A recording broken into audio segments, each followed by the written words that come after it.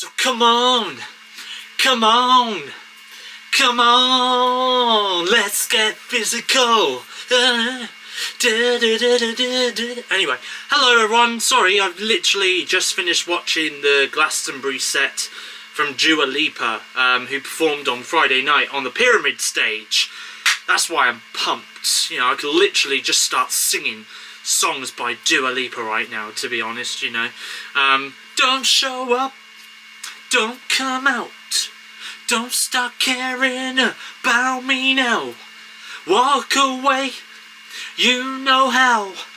Don't start caring about me now. Aren't you the guy who tried to? Anyway, training season's over. Right, anyway, look, I'm not going to sing anymore, I promise, okay? No more Dua Lipa in this video, because this, guys, is a movie wrap-up. So, without further ado, not a lot of films that I've watched this week, but there is a movie wrap-up anyway. It's Sunday. It's the last day of June, by the way, not July. We're going into July tomorrow at the time of filming this video, which is unbelievable. So, happy last day of June if you're watching this on the last day of June.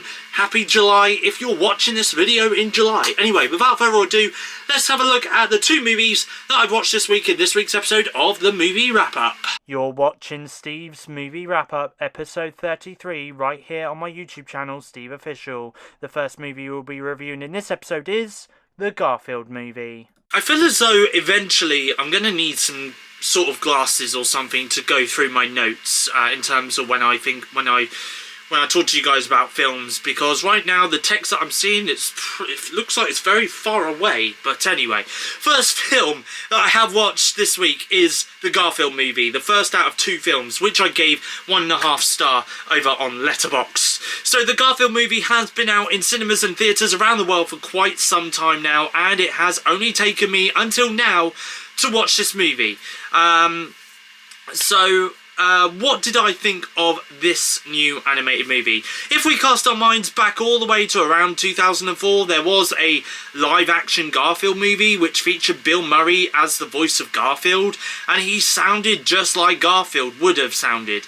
Rather laid back, didn't have much energy to move or do anything. He returned to reprise the role of Garfield again, either in 2007/2008 with Garfield: A Tale of Two Kitties, and I will say that both of those movies I did enjoy and are definitely ones that I am more than happy to go back and revisit or rewatch from time to time, especially as both of those movies came out during my childhood.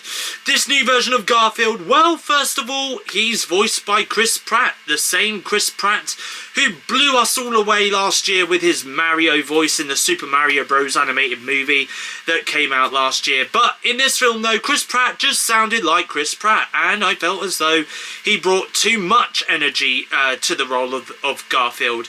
Garfield isn't a really energetic character, I would say, as mentioned earlier in the review. He's chilled, he is laid back, he doesn't really care much, but I just felt as though Chris Pratt brought a lot of energy to the role, which really wasn't needed.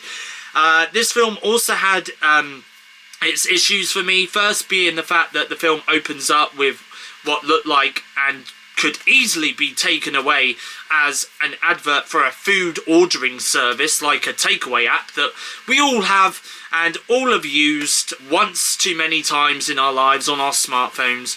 So we see Garfield ordering food on a phone via a takeaway app, and it did just feel like I was sat there watching a commercial for a takeaway app like Deliveroo, Just Eat or Uber Eats.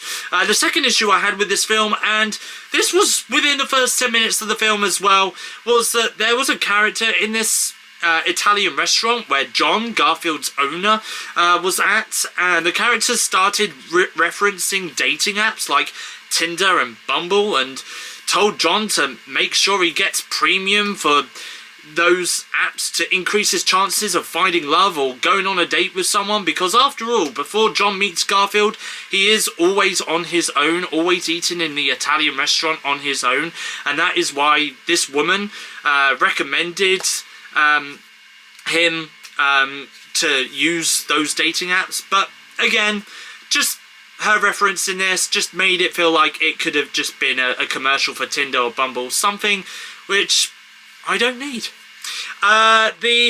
We do see the introduction of Garfield's dad here, which I guess in a way was nice and cute, and we do have the backstory of how Garfield meets John. Whether this backstory is actually true or not, well, it is in this film or universe, I guess. Garfield's dad is played by Samuel L. Jackson, and I will say now that he definitely did sound like Samuel L. Jackson. It's almost like the cast members here didn't even try to put on different voices to make them sound a little familiar, but not too familiar, if that makes sense. Other supporting cast members who lend their voices in this movie are Snoop Dogg and Hannah Waddingham. And speaking of Snoop Dogg, it's not a film featuring Snoop Dogg unless he gets to have a song in here with a rap as well. Something which we all hear in the end, which when I saw this in cinema, it wasn't in a packed out cinema. That being said though, the film has been out for the last few weeks and is likely to be on the verge of leaving cinemas after its theatrical run. There was, however, as we were getting towards the final act, two people who were sat not too far in front of me who did end up leaving and never returned, and quite honestly I really don't blame them both for leaving the cinema early, because even I got bored halfway through this film. As much as I enjoyed the animation in the film, and it works fine as a kids movie, maybe some adults will enjoy this as well, I don't really know, but for me, who does love the occasional animation film, this one just didn't work for me, and I'm afraid hence why I have given it the rating that I did. I wished I could have enjoyed it more, but sadly as we get towards the end of the film, I just got really bored and wanted the film to end. It did feel like it was going on forever, and also it did that thing at the end where you think things are about to wrap up nicely, but then it doesn't. Something else happens, and then we go into what seems to be the final act of the movie.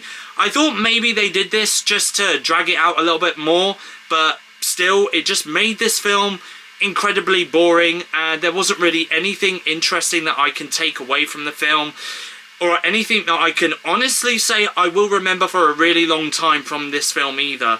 I am sure that this film will be a hit, will be hitting digital platforms in both the US and UK within the next few weeks or so, before it does get its physical release on DVD and Blu-ray.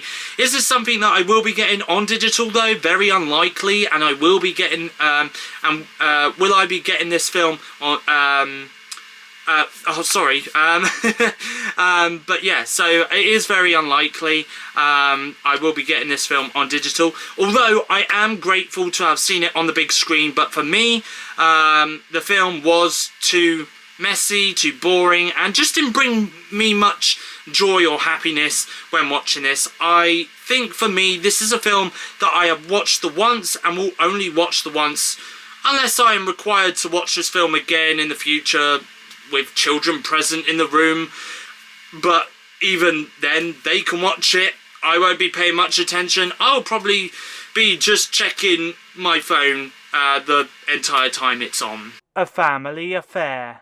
And the final film that I have seen this week is A Family Affair, which I gave 2.5 stars over on Letterboxd. So Zac Efron, Nicole Kidman, Joey King and Sherry Cola all star in the latest Netflix original movie that is titled A Family Affair. So what did I think of this one?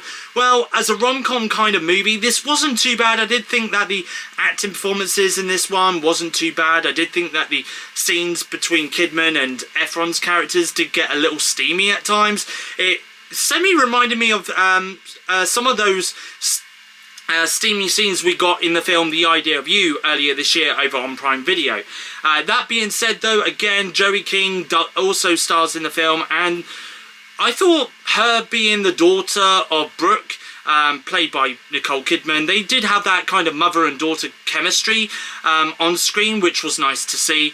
Things do get a little complicated in this film, as the title of the film does suggest. This is a family affair, because Zara, who is played by Joey King, is working as an assistant for Chris, played by Zac Efron, who happens to be a movie star in this film, and she wants to go up in her career, as she wants to have her own office. She wants to be a producer on the set of a movie that Chris is working on.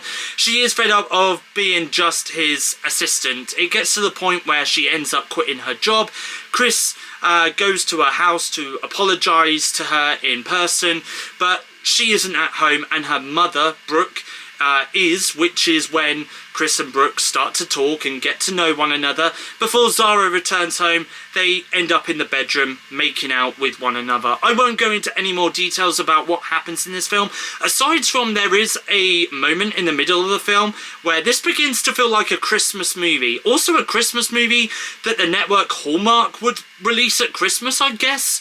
It is just weird seeing this film go towards that Christmas part of the film, given the fact that this film released on Netflix at the end of June, when the weather is hot outside and summer has only just begun.